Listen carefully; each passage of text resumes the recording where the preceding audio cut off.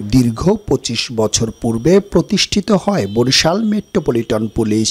একটা সময়ে বরিশাল কোতোয়ালি থানার অধীনে থাকলেও সীমানা জটিলতা, অপরাধ নির্মূল আর দ্রুত পুলিশি সেবা জনগণের দোরগোড়ায় পৌঁছে দিতে একে একে করা হয় ৪টি থানা।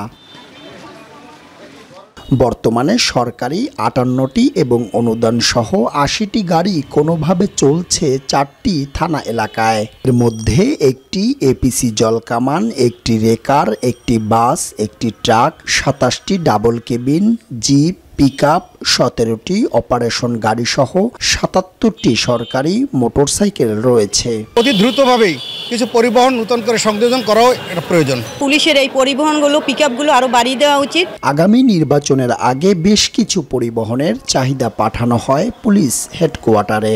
নির্বাচনের আগেই এই সংকটের সমাধান হবে দাবি নাগরিকদের। নির্বাচন সুষ্ঠু সুন্দরভাবে পরিচালনা করা যায়, এজন্য পুলিশের পরিবহন ব্যবস্থা বাড়ানোর দাবি জানাচ্ছি। আইন শৃঙ্খলার অবনতি না হয়, ভোট গ্রহণযোগ্য হোক, নির্বিঘ্ন হোক, সুষ্ঠু হোক।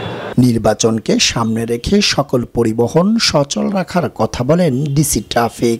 আমাদের চাহিদা প্রেরণ করা আছে, আর নির্বাচনকে সামনে রেখে আমাদের যে প্রস্তুতি, আমাদের যে গাড়িগুলো আছে সেগুলো সুন্দর করে সচল রাখা, যাতে প্রয়োজনের সময় আমরা এই গাড়িগুলো ব্যবহার করতে পারি।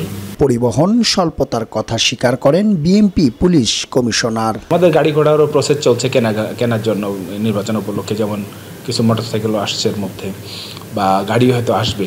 আমরা চাহিদা দিয়েছি 10টা পিকআপের, এগুলো আসলে আমাদের জন্য পজিটিভ হবে।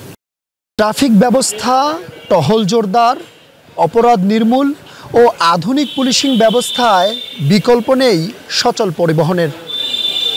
সকল থানাগুলোতে আরও নিরাপত্তা নিশ্চিত করতে এ সেক্টরকে ঢেলে সাজাবে সংশ্লিষ্ট দপ্তর, এ প্রত্যাশায় নেটিজেনদের।